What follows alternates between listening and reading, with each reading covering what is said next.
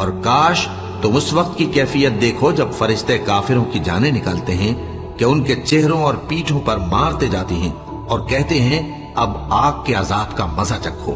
یہ ان اعمال کی سزا ہے جو تمہارے ہاتھوں نے آگے بھیجے ہیں، اور یہ جان رکھو کہ اللہ بندوں پر ظلم نہیں کرتا۔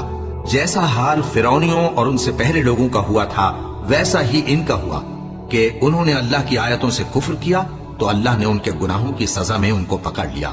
بے شک اللہ زبردست ہے، سخت عذاب دینے والا ہے۔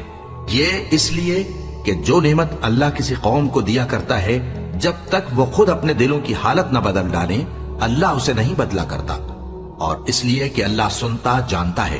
جیسا حال فرعونیوں اور ان سے پہلے لوگوں کا ہوا تھا ویسا ہی ان کا ہوا۔